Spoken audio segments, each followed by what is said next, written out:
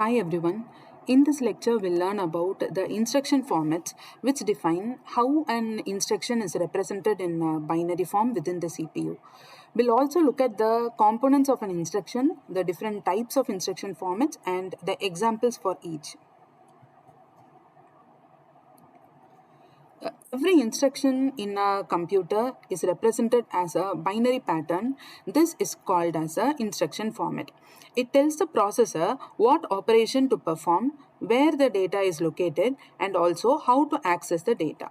Typically, an instruction contains two parts: an opcode that indicates the operation to be performed, and the data or the address that indicates the operand that is involved in the instruction.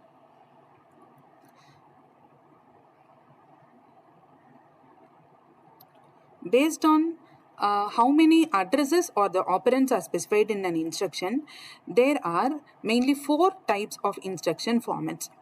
The first one is a zero address format, one address format, two address format, and the three address format. These types differ in how many memory or the register addresses are explicitly mentioned. So let us look at each one in detail. In the zero address instruction format, no explicit operand is given in the instruction. This is common in stack-based architectures. For example, an instruction add will simply adds the top two values from the stack and stores the result back on the top of the stack. So this is the case of working with the zero address instruction format. And the second one is the one address instruction format. In the one address instruction format, only one operand address is specified in the instruction. The other operand is implicitly taken from the accumulator register. So the accumulator is a register that holds the second operand that is mentioned in the instruction. For example, add x. So this instruction adds the value of x to the accumulator contents and update the results back to the accumulator.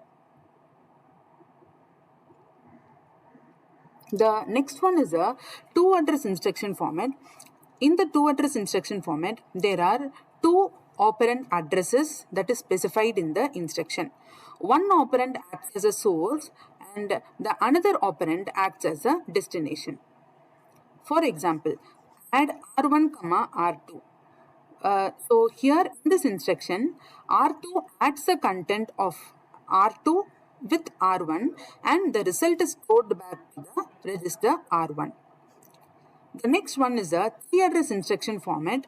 The three address instruction format explicitly specifies the three operands in the instruction, where the two operands are the source operands and the one operand is said to be the destination operand. For example, add R1, R2, R3 means add the contents of R2 and R3 registers and store the result in the register R1. So this format allows complex operations in a single instruction, but it uses more bits to represent the instruction. So these are the contents about the instruction formats in computer organization architecture.